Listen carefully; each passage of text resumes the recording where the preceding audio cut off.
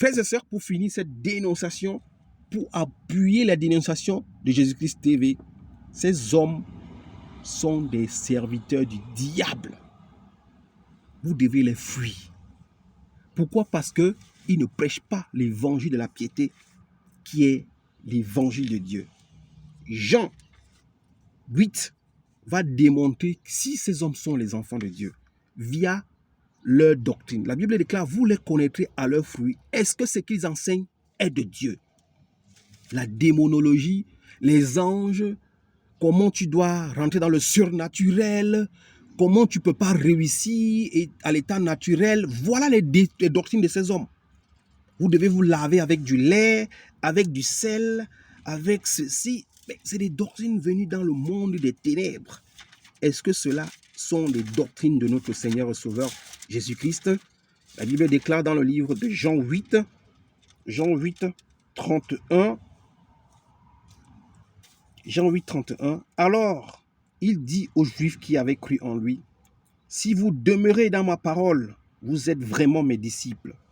Le Seigneur Jésus-Christ déclare, si vous demeurez dans ma parole, vous êtes vraiment mes disciples. L'apôtre Paul dit, celui qui enseigne une autre doctrine est maudit, il est anathème. Et le Seigneur Jésus-Christ confirme, si vous demeurez dans ma parole, si vous demeurez dans ma parole, vous êtes vraiment mes disciples. Voilà ce qui prouve que ces hommes ne sont pas les disciples de Christ. C'est des serviteurs du diable. Ils ne sont pas dans la parole de Dieu. Frères et sœurs, notre prière, ce n'est pas pour ces hommes. Nos prières, c'est pour les âmes de Dieu qui sont encaparées dans ces camps. Nous prions pour qu'ils sortent, qu'ils soient libres, qu'ils soient délivrés au nom puissant de Jésus-Christ. Finissons cette exhortation dans le livre d'Ézéchiel chapitre 3. Qu'est-ce que Dieu demande aux sentinelles que toi et moi nous sommes et ce que nous devions faire? Nous sommes là pour faire le travail des sentinelles. Nous ne sommes pas là pour nous quereller, pour nous disputer, mais nous sommes là pour faire le travail des sentinelles.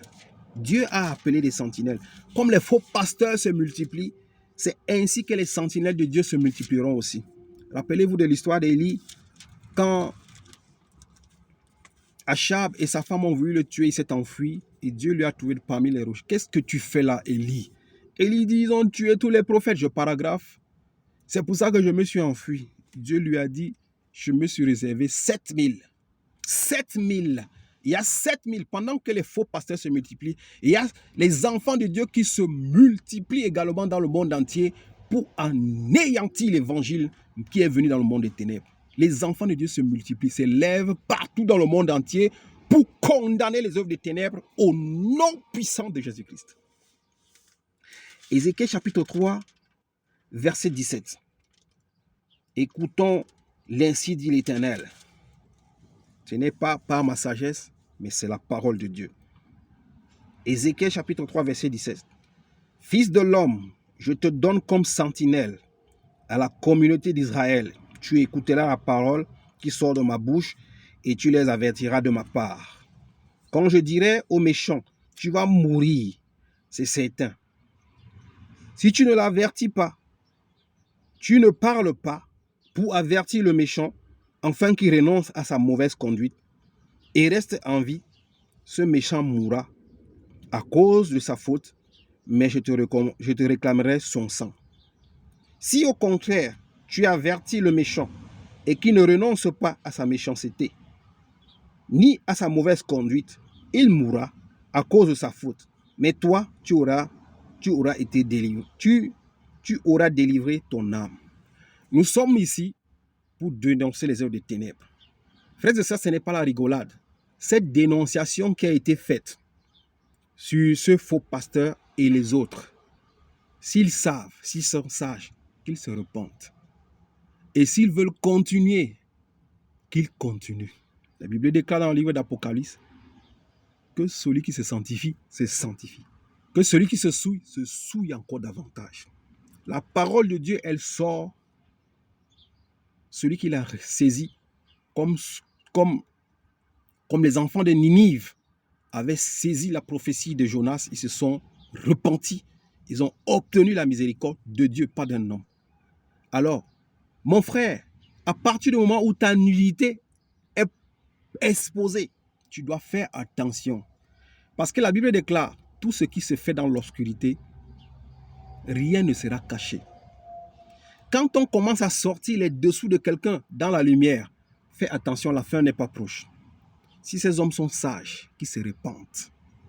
Et si ils pensent que les pactes qu'ils ont faits dans le monde des ténèbres, dans les sociétés occultes, sont plus puissants que Dieu, qu'ils continuent. Mais qu'ils aillent lire Ésaïe 30, 15. Même si vous avez conclu des pactes avec la mort, Dieu a la capacité de détruire ces pactes. Même si vous avez conclu des pactes avec le diable, Dieu va détruire ces pactes. Mais si vous êtes sage, repentez-vous. Peut-être Dieu, dans sa miséricorde, aura pitié de vous. Et si vous voulez vous empiéter dans la cupidité, dans l'arrogance, dans la perversion, vous, la descendance de Ophni et Phiné, continuez. Vous connaissez ce qui est arrivé à Ophni et Phiné plus tard. C'est la mort. Que Dieu délivre ses enfants qui sont dans ces camps de concentration, qui pervertissent les enfants de Dieu, qui détruisent les enfants de Dieu, afin qu'ils soient libérés au nom de Jésus-Christ. Amen.